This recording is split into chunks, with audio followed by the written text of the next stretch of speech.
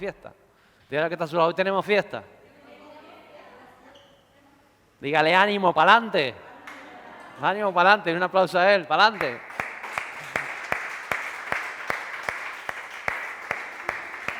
Pues va a decir al que está a su lado, ánimo, para adelante. Yo había puesto aquí, vamos, para adelante, pero casi es lo mismo. Diga, vamos, para adelante. Aquí, diga, vamos, para adelante.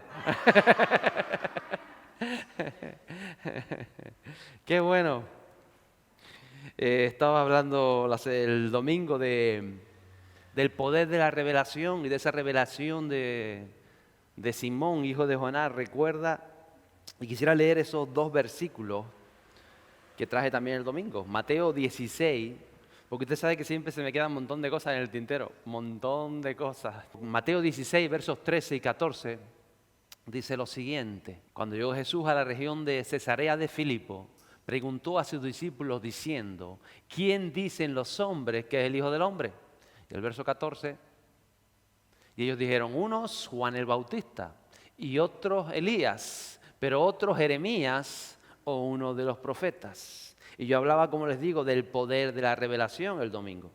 Y recuerdan cuando Simón le dijo a Jesús, hijo de Jonás, o llamamos Pedro, de esa conciencia espiritual que en ese momento, por la declaración que hizo, cayó sobre él. Y cómo el Padre reveló a la vida de Pedro verdades espirituales, como Él tiene que revelar a nuestra vida personal, verdades espirituales en esa conciencia espiritual, que a la hora de que son declaradas por nuestra boca, cosas suceden, puertas se abren, caminos se abren, y como dijo Jesús, y las puertas del Hades no prevalecerán contra ti. Por el hecho de que tu conciencia pasa a ser una conciencia espiritual, no solamente algo que sabes, ese conocimiento intelectual, sino que es mucho más profundo. Eso sucedió en la vida de Pedro. Y recuerde que Jesús le está hablando en estos momentos, casi en la región más apartada del norte de Israel, en esta región de Cesarea, y que esto no era para todo el mundo. En ese momento le está hablando con sus discípulos, y de sus discípulos con los más íntimos, es decir, con los 12. Y esos discípulos que, como usted y como yo, tenían errores. Mira al que está a su lado a la cara. Dígale, yo sé que tienes cara de perfecto, pero sé que no eres perfecto. Yo sé que tienes cara de bueno, pero no eres tan bueno como crees. Dígase. Yo sé que ahora te estás riendo, pero cuando te mosqueas, vamos, quítate de medio. ¿A que sí? ¿A que sí? Dígaselo, no me lo diga a mí, dígaselo que está a su lado. Sonría. Diga, qué bueno, Mire, todos cuando entramos por la puerta de la iglesia, entramos ya con eso redondo en la cabeza. Somos santos. ¿A que sí? Uy, nos creemos santos. En realidad esa es la palabra de Dios, que somos santos. Eso mismo que tenemos aquí cuando entramos a la iglesia, eso redondo que está encima, está ahí en nuestro puesto de trabajo. Y debería estar cuando aún nos enfadamos, si es que somos hijos de Dios. Pero a veces no somos conscientes que Jesús marca bien la diferencia cuando Él le habla a las multitudes y cuando Él le habla a los discípulos. Cuando Él le habla a las personas que están en camino de la salvación o necesitan arrepentimiento, y cuando Él le habla a las personas que ya tienen un conocimiento, a las cuales Él se ha revelado y en las cuales el Espíritu Santo ya ha empezado a hacer una obra. Entonces son diferentes unas cosas a las otras, aunque a veces creemos que es lo mismo, pero no es así. Y por supuesto estas personas, los discípulos, a pesar de sus errores, a pesar de sus problemas, vuelvan a mirar que está a su lado, dígale, yo sé que tienes problemas, yo sé que los tienes. Y si no los tienes, tranquilo que los tendrás. Y también pasarán como tantas cosas. Pero esas personas, esos discípulos, habían decidido seguir a Jesús. Y como dice el verso 13 y habla de la región donde estaban, ellos estaban bien al norte. Estaban prácticamente en la zona de más lejos de sus hogares de lo que había estado Jesús. Eso y el monte de la Transfiguración que está cerca fue lo más que se distanció con sus discípulos. Y ellos tenían, cada uno de esos 12 discípulos, tenían excusas legítimas para no estar ahí con Jesús. Ellos en ese tiempo, como hoy, seguir a Jesús nos va a llevar, si queremos ser discípulos, nos va a llevar a tomar prioridades en nuestras vidas. Ellos las tuvieron. Nos va seguramente a confrontar y nos va a tener que llegar a un punto donde tendremos que dejar quizá a un lado nuestros derechos o nuestros privilegios o aún nuestros deseos personales legítimos de parte de Dios, para poder escuchar la voz del Espíritu Santo, para tener una intimidad con Jesús o con el Espíritu de Dios. Eso estaba haciendo ellos. Esta gente, aunque usted lo ve ahí, Pedro, Santiago, Mateo, cualquiera de ellos, es que excepto Juan, que sabemos que posiblemente no se casó, cualquiera de ellos podía tener una excusa para no estar ahí con Jesús, para no estar en Cesarea de Filipo. ¿Por qué? Porque ellos tenían familia, ellos tenían esposa, ellos tenían hijos. No crea usted que Jesús llamó a 12 solterones, ¿no es cierto? Ahí está en la palabra de Dios, como el mismo Jesús sana a la suegra de Pedro. Y todo aquel que tiene suegra es que tiene esposa, por lógica, ¿o no? Y posiblemente la gente se casaba en esa época jovencita, 15, 16, 17, 20 años máximo. Cuando Jesús llama a estos hombres que eran pescadores, que eran recaudadores de impuestos, que eran tantas otras cosas, eran hombres con su familia, con sus hogares, con sus esposas, con sus hijos. También lo dice Pablo en alguna de las epístolas. Dice, no tengo derecho yo si quisiera tener esposa como tienen los otros apóstoles. O sea, estaban casados, tenían hijos, tenían familia, tenían tíos, tenían hermanos, tenían primos. Y eso tenían hogares, tenían responsabilidades laborales. Ya les digo, Mateo era recaudador de impuestos, era lo que sería hoy un agente de Hacienda y dejó muchas cosas. Pedro tenía a cargo ese barco que muchas veces realquilaba o era como, digamos, tenía el autónomo. Si estuviéramos hablando de nuestros hogares, Pedro era autónomo y contrataba personas para ese barco que tenían. Tener un barco de pesca en aquella época era algo que no tenía todo el mundo. Eran barcos más grandes de lo que nuestra mente muchas veces nos dice.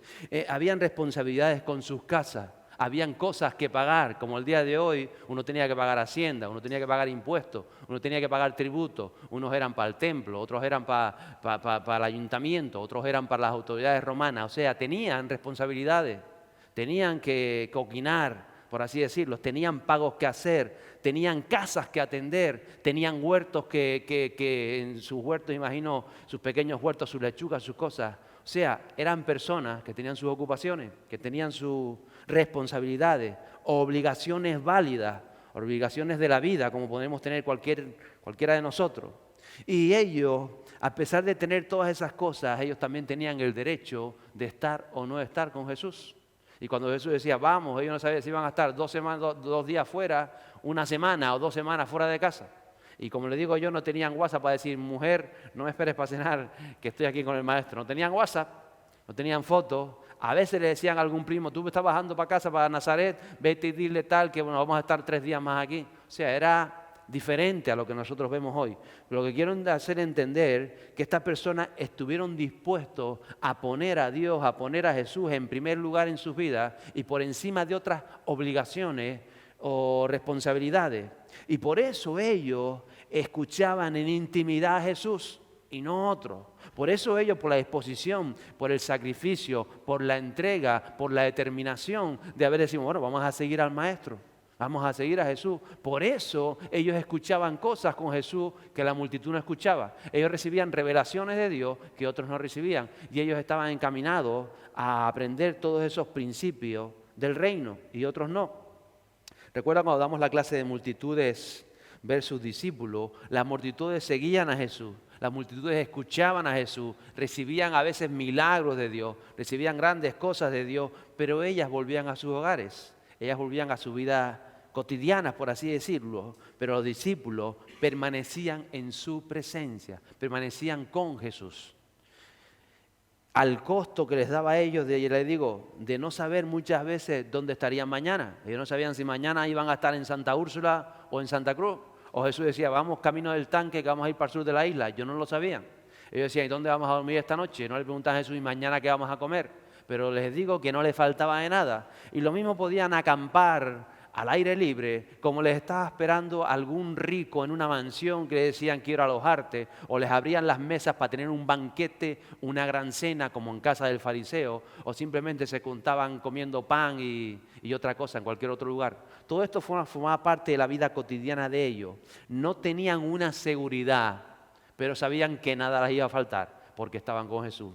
No tenían seguro esto o lo otro, pero sabían que aunque viniera una tormenta o comenzara a llover, Jesús tenía la autoridad para decir que no llueva sobre este monte, porque aquí vamos a acampar nosotros. O sea, había algo que los llamaba algo sobrenatural. y por eso y por otras cosas seguían al Maestro. Hoy en día yo sé que los creyentes buscamos quizá una seguridad de futuro. Quizás en las cosas, en un trabajo fijo. Hay creyentes que dicen, a ver si me renuevan a hacer el contrato fijo para tener una seguridad, o en una persona, o en una posición social, o quizá si compras una propiedad, tú dices, bueno, voy a comprar esta propiedad para asegurar mi futuro. Creemos todas esas cosas. Y lo único de verdad que asegura la vida de un creyente, de un discípulo, es tener dependencia con el Espíritu Santo. Eso te resuelve la vida, eso te asegura la vida cuando tú tienes una relación íntima y dependiente con el Espíritu Santo. Y solo la relación directa, íntima, diaria y sincera con el Espíritu Santo te da una seguridad de vida y te hace vivir el propósito divino y una vida en abundancia, dice la palabra de Dios. Y hay tanta gente buscando vivir una vida que a veces hemos idealizado, que a veces vemos en una película, que a veces nos enseña la sociedad, pero una vida abundante, como lava la palabra de Dios, con una llenura interior, con unos ríos de agua viva que corren en tu interior, con cosas que suceden en tu vida, viendo la mano de Dios sobrenatural, solamente está garantizada en una dependencia y una vivencia íntima con el Espíritu Santo. Lo que no quiere decir que vas a tener que dejar tu trabajo para hacerla, al contrario. En aquel momento sucedía que era Jesús el que estaba enseñando. Ahora, gracias a Dios, la presencia de Dios está en todo lugar. ¿Recuerda la conversación de Jesús con la samaritana? Cuando la samaritana decía, pero es aquí donde hay que adorar, o es allá. Dime dónde hay que adorar. Y Jesús dijo, ni aquí ni allá, sino mi Padre va a buscar adoradores. Y allí donde está el Espíritu de Dios y hay un contacto con el hombre, hay una adoración genuina delante de la presencia de Dios. Y esto es importante saberlo. Porque ahora mismo no hay que coger un avión para ir a Cesarea de Filipo para estar en intimidad con Dios. Porque para eso vino Jesús, para abrir el camino y dar paso al Espíritu Santo. Pero te aseguro que vas a tener que, como los discípulos en este tiempo, que en tu vida dejar cosas a un lado para que esta vivencia del Espíritu Santo sea real y sea viva. Seguramente tendrás que reflexionar cómo son tus prioridades en tu vida y quizás vas a tener que cambiar prioridades conforme a los principios de la palabra para que esa intimidad con el Espíritu Santo se haga real. Quizá tienes razones o tienes pensamientos o hay cosas, sentimientos en tu corazón que en la medida que tú quieres intimar con el Espíritu Santo van a ir cambiando dentro de ti. No vas a saber por qué, no sabes, o quizás sí lo sepas, pero en tu mente y en tu corazón van a suceder cosas cuando tú comienzas a tener intimidad con el Espíritu Santo. Porque esto no se trata de religión, de que vengas todos los domingos, que vengas los martes y que te leas la Biblia y que hagas esto y lo otro. No, son rituales. Esto, cuando uno ama al Espíritu Santo, cuando uno tiene intimidad con el Espíritu Santo, no me cabe duda que el Espíritu Santo te trae a la casa de Dios, te trae para estar junto con tus hermanos, te trae para recibir algo poderoso, para recibir unción, para recibir palabra y para venir juntos a adorar a Dios. Eso forma parte de la intimidad con Dios. Es un deseo que nace en aquel que ama al Espíritu Santo. Pero yo sé que muchos, y por eso a veces es tan diferente el culto del domingo al martes, yo creo a muchos ven esto como una religión o como un ritual o como una necesidad, bueno, sí, para que Dios esté contento conmigo, yo voy a ir una vez a la semana y bueno, y cuando voy la verdad que lo paso bien, porque aquí se pasa bien, diga que está a su lado, a que lo pasas bien. Yo sé que a veces el pastor habla más de la cuenta, no le tire tomate, no le tire nada, pero se pasa bien.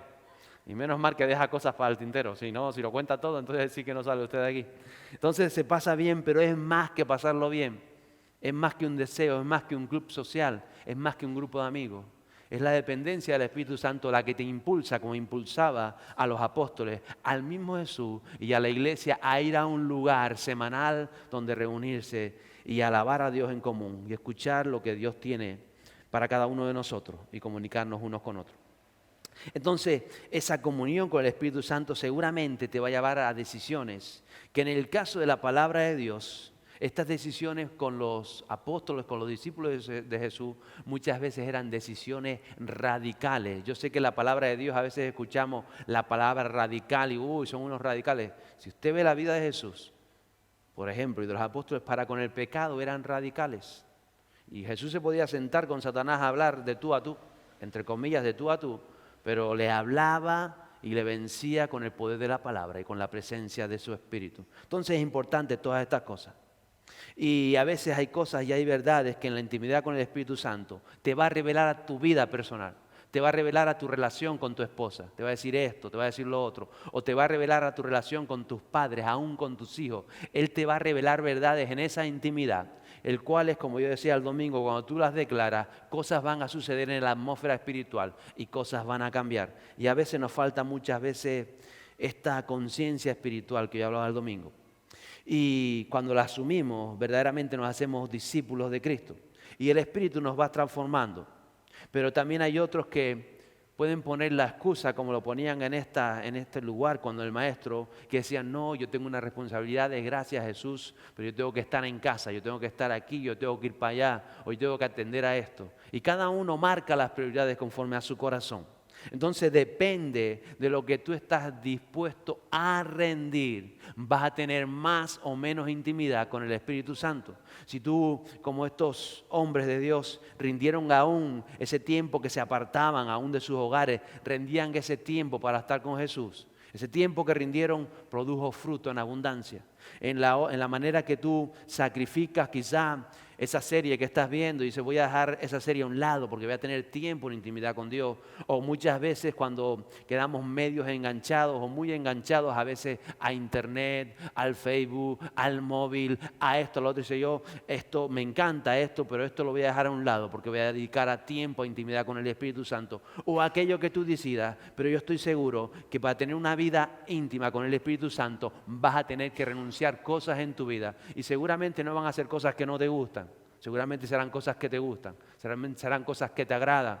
Quizás vas a dedicar menos tiempo a comer para dedicar un poco de tiempo en la sobremesa a buscar a Dios, a estar con Dios o a tantas otras cosas, pero algo vas a tener que rendirte. Y si tú dices, no tengo ganas de sacrificar nada, no quiero dejar nada porque no pasa nada, Dios no te va a culpar, Dios no te va a tirar un rayo, pero no podrás ser parte del discípulo que Dios quiere llamarte a ser.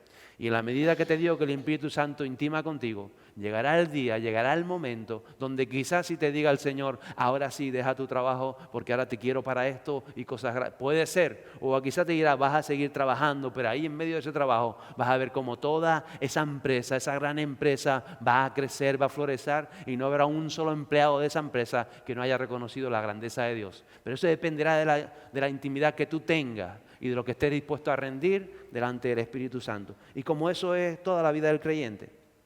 Y yo hablaba un poquito el domingo de cuando Jesús compararon a Jesús, que decían que uno era Juan el Bautista. Otros dicen que eres Elías, otros dicen que eres Jeremías. Y yo hablaba un poquito de Jeremías, de ese profeta de Dios que tenía un fuego adentro que impedía que dejara de cumplir su llamado. Una vez estuvimos en una reunión de pastores hace mucho tiempo atrás. Y había uno de los pastores que dice, no sé si cerrar la iglesia porque mira tú esto, porque mira tú lo otro, y la cosa como está, y no sé si cerrar la iglesia. Y el otro dijo, si la puedes cerrar, ciérrala. Porque nos sorprendió un poquito la pregunta, ¿no? Si la puedes cerrar, ciérrala. Porque si tienes el llamado de Dios, si tienes el fuego de Dios, si tienes la pasión por Dios, si verdaderamente lo tuyo es de Dios, no vas a poder cerrarla. Vas a querer cerrarla y no vas a poder, porque hay algo, y era lo que entendemos en Jeremías. Jeremías llegó un momento de su vida donde todos lo criticaban al profeta Jeremías, todos le decían, llegó a estar encarcelado, lo llegaron a tirar a un pozo, lo tiraron, casi se muere en varias ocasiones por decir la palabra de Dios, por llevar la palabra de Dios. Y entonces llegó un momento en que Jeremías dijo, no quiero seguir con esto, Señor. No, llama a otro profeta. ¿Para qué les voy a estar diciendo si el pueblo no hace caso? Dice, y cuanto yo más quería callar, dice, había un fuego en mis huesos, en mis entrañas. Y yo no quería, pero tenía que hacerlo. Ese es el discípulo del Señor, el que entiende el llamado de Dios. A veces hay cosas que no vas a querer, pero vas a hacerlas. Porque quieres hacerlas, porque hay algo dentro de ti que te está impulsando, porque el Espíritu Santo ya empezó una obra en ti. Y a veces no vas a tener ganas de quizás de orar o de hacer esto, hacer lo otro, pero vas a hacerlo, porque sabes que hay algo poderoso ahí que viene de parte de Dios. Y también lo comparan a él con Elías. Y Elías es un ejemplo claro de esto que estoy diciendo. Y me gustaría leer el capítulo 5 del libro de Santiago, los versos 16 a 18, que dicen lo siguiente. Por tanto, confesaos vuestros pecados unos a otros y orad unos por otros para que seáis sanados. La oración eficaz del justo puede lograr mucho. Dice, Elías era un hombre de pasiones semejantes a las nuestras y oró fervientemente para que no lloviera. Y no llovió sobre la tierra por 3 años y 6 meses. Y dice que y otra vez oró, y el cielo dio lluvia, y la tierra produjo su fruto. Yo sé que no somos perfectos. Vuelve a mirarle la cara de guapo, de guapa que tiene la que está a su lado. Míresela. Y vuelve a decirle, no eres perfecto. Dígaselo, no eres perfecto. No eres perfecto. No somos perfectos. Elías no era perfecto. Si usted ve la palabra de Dios, David no era perfecto. Mateo y Pedro, Pablo no era perfecto. ¿Quién es perfecto? ¿Quién es perfecto? No somos perfectos, somos necesitados de Dios. Y por eso, hablando de Elías, dice, también necesitamos ser escuchados. Por eso dice, confesados a veces unos a los otros. Y necesitamos, dentro de ese contexto que habla Santiago 5, oración. No dice que la oración puede mucho, dice la oración eficaz del justo puede mucho. No cualquier oración puede, no cualquier rezado puede. Es aquel que hace la oración. Por eso hablaba yo de esa conciencia espiritual. No es lo mismo. Y por eso dice una oración eficaz. ¿Qué es una oración eficaz? Una oración con revelación de Dios, con revelación del Padre, una oración ajustada a la voluntad y al propósito de Dios. Esa es la que puede mucho. Esa es la que puede, dice, aún sanar al que está enfermo. Esa es la oración que Elías llegó a hacer a pesar de sus imperfecciones. Si usted ve la vida de Elías, ¿cuántos conocen la vida de Elías? En el primer libro de Reyes, ¿cuántos ha leído el primer libro de ahí? La vida de Elías. Elías pasó momentos difíciles. Y usted ve la vida de Elías, pasó momentos de frustración.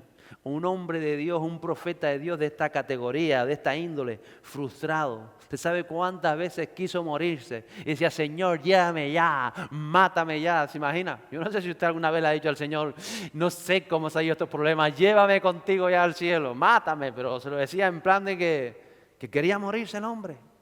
Quería morirse. ¿Cuántas veces pasó Elías por miedo, por duda, por inseguridad, por frustración?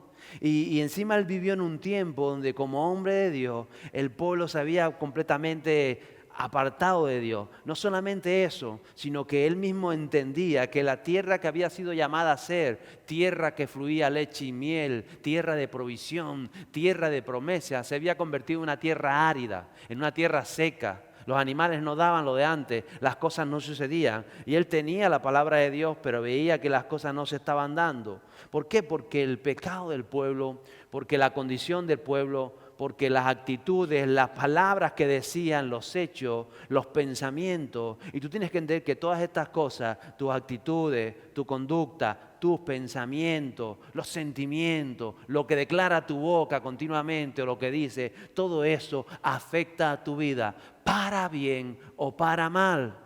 Y no depende de Dios, porque Dios dejó las cosas bien claras. Lo que hay poder en tus palabras, hay poder en tus pensamientos. Y eso que tú piensas, eso que tú dices, eso que tú sientes, va a ser perjudicial para tu vida o va a ser beneficioso para tu vida. Y no va a depender de Dios. Va a depender de cada uno de nosotros. Y Dios lo que nos hace es que nos guía para que esos pensamientos, para que los dichos de nuestra boca, para que los que experimentamos y vivimos y nuestras acciones y nuestras conductas se ajusten para Él poder bendecirnos.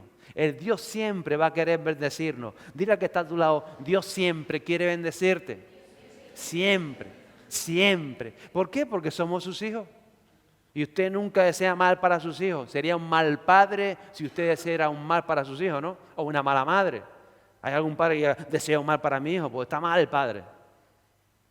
Y Dios es el Padre más maravilloso, más grande, más soberano que hay. Él quiere lo mejor para nosotros. Lo que pasa es que a veces nosotros no nos lo creemos.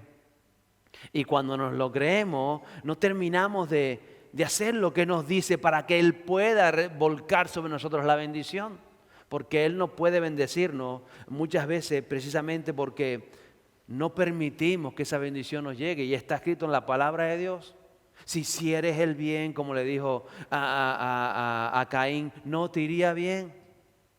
Estás anhelando lo que tiene Abel, estás deseando lo que tiene Abel. ¿Por qué bendices a Abel? ¿Por qué bendices a Abel? Y Dios te dice, si hicieras lo que hace Abel, serías igual de bendecido, te iría bien, serías prosperado, te funcionaría todo, pero la cosa está en tu corazón. Pero Dios quería bendecir a Caín tanto como bendecía a Abel. ¿Y qué hizo Caín en vez de decir, oye, es verdad, Dios? Yo no lo había pensado. ¿Qué hizo? Porque no quería, fue y mató al hermano.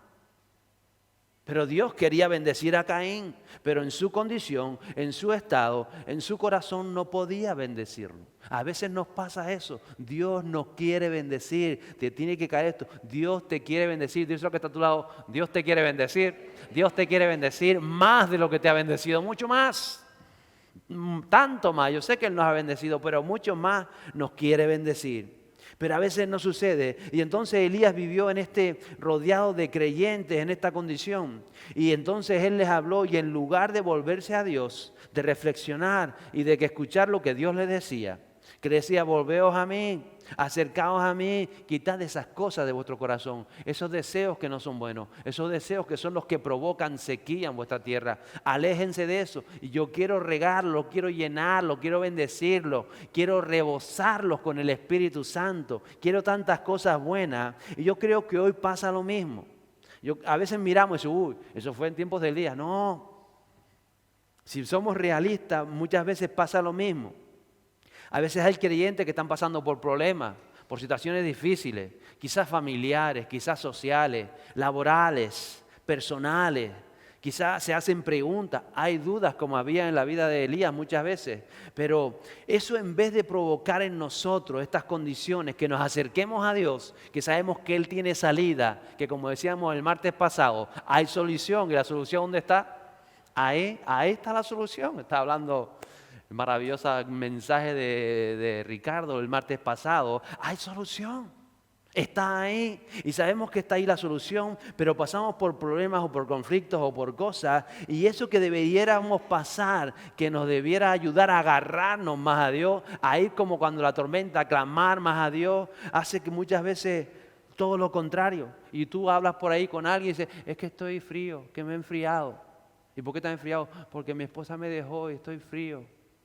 Pues eso te tiene que ayudar a agarrarte más a Dios, a ver qué hay en Dios, a ver qué. No, o sea, es como esto. Por eso digo que sucede hoy en día. Es como el que dice, ¿cómo estás? Estoy malo como un perro, tengo gripe, tengo una hernia, tengo tal. Vas al médico. No voy porque estoy malo. Cuando esté bueno voy. Los creyentes a veces somos así. ¿Por qué no te acercas a Dios? No, porque estoy mal. ¿Y cuándo te acercas? Cuando estés bien. Porque a veces no entendemos. Es absurdo, ¿verdad? Pero a veces caminamos tan en absurdo.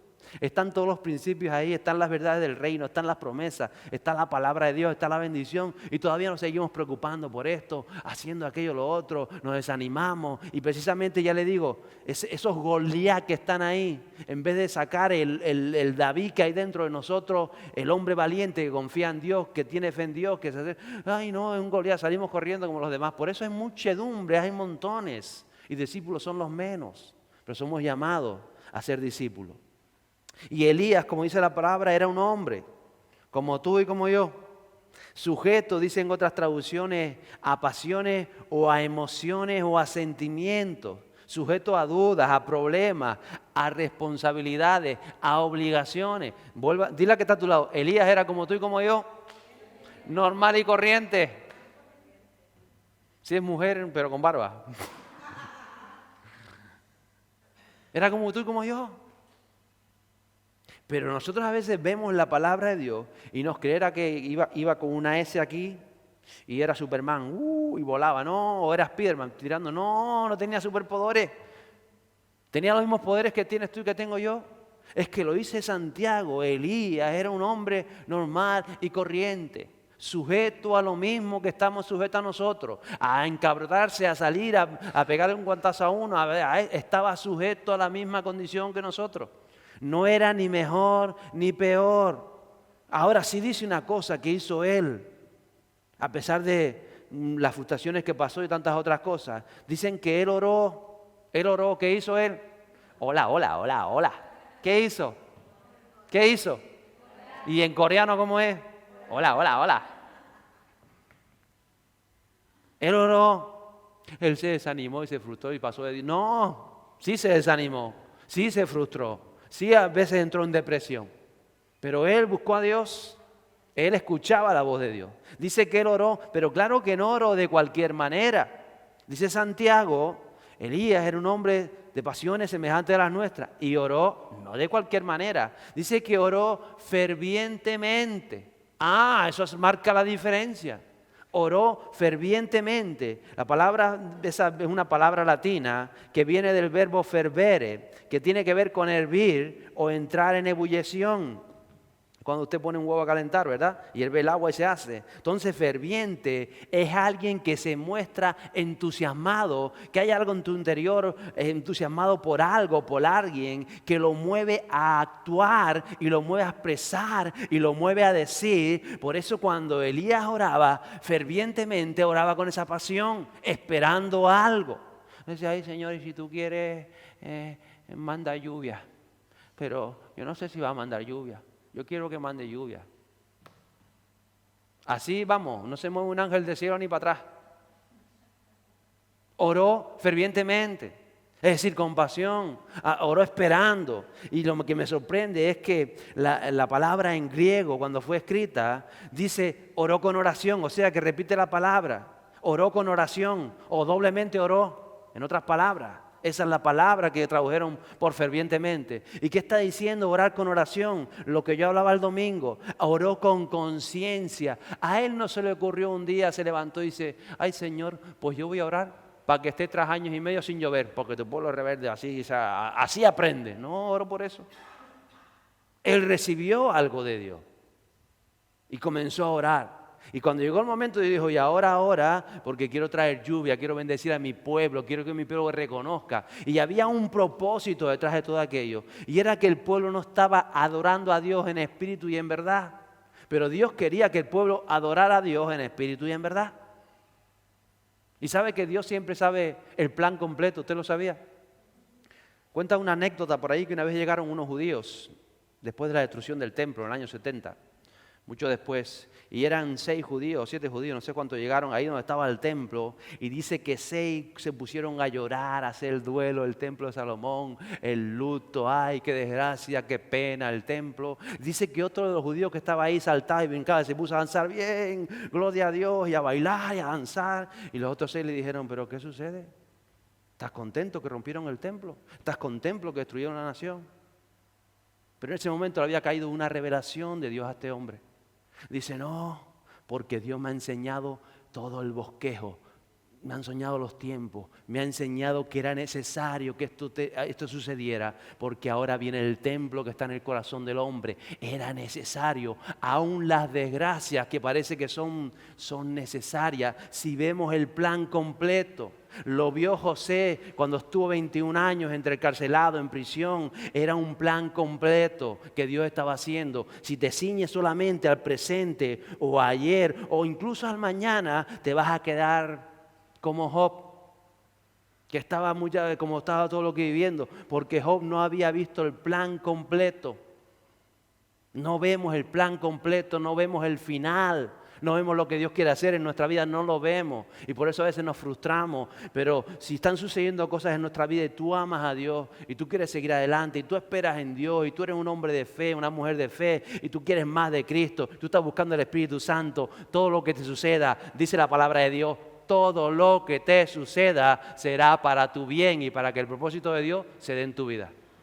¿Lo crees? Eso dice la palabra de Dios. Eso lo dice la palabra de Dios. Pero a veces no lo entendemos. Entonces judío que bailaba dice, he visto el plan completo. Dios me ha dicho que vendrá el Mesías. Dios me ha dicho que caerá. Y entonces vio el plan completo. Job amaba tanto a Dios que Dios quería revelarse a la vida de Job. Y se le sucedió todo lo que sucedió y es al final cuando dice, ahora entiendo, Señor.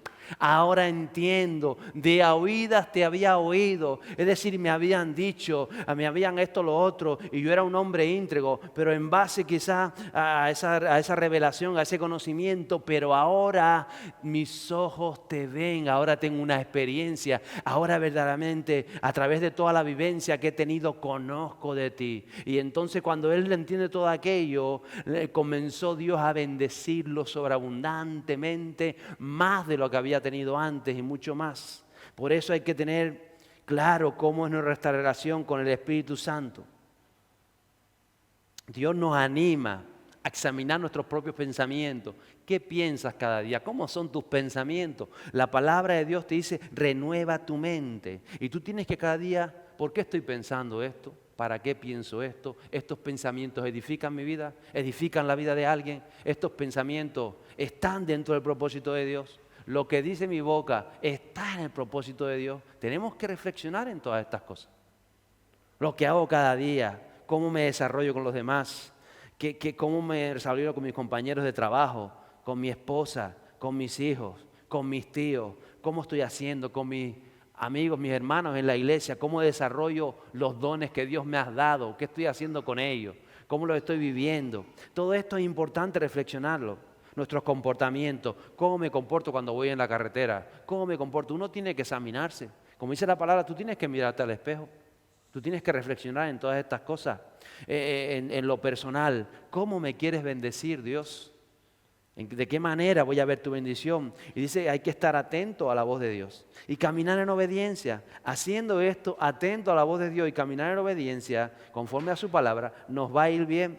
Ya les digo, Elías tuvo que luchar con sus sentimientos muchas veces, con sus debilidades, con las dudas humanas que nos vienen a todos y son comunes a todos. Y a pesar de todo eso, Elías fue un instrumento. Dios se pudo mover a través de sus manos, a través de lo que decía su boca, al punto de decir, cese la lluvia, y cesaba la lluvia. Y al punto de decir que comience a llover, y llovía. Un hombre común, corriente. Mira que está a su lado otra vez. Común, corriente. Yo sé que algunos tienen caras raras, pero son comunes y corrientes. Comunes y corrientes. Usted podría decirle que no llueva o que llueva y que llueva. ¿Qué será? ¿Lo podrá hacer? ¿Podrá hacerlo o no? Sí, puede decirlo. Pero con la revelación de Dios, con la revelación del Padre, con el propósito de Dios, las cosas se van a dar. Él lo puede hacer. Entonces creo que en la medida que nos rendimos a Él, que estamos dispuestos a sacrificar lo que nos demande, que a uno será una cosa y a otro será otra. Los discípulos les pidió mucho.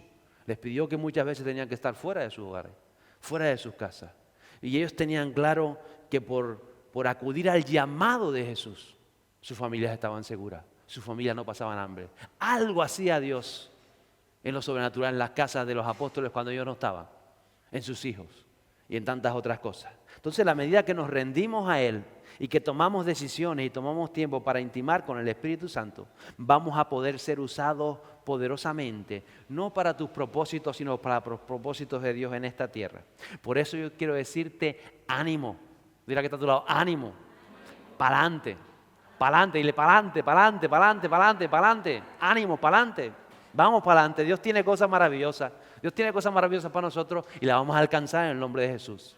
Pero te ruego, te voy a exhortar, iglesia, y si ya lo estás haciendo, ten esa intimidad con el Espíritu Santo.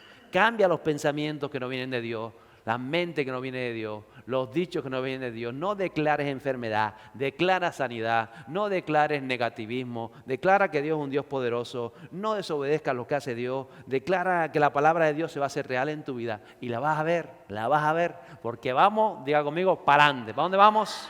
Para adelante. Nos ponemos en pie y le damos un aplauso a Dios en el nombre de Jesús.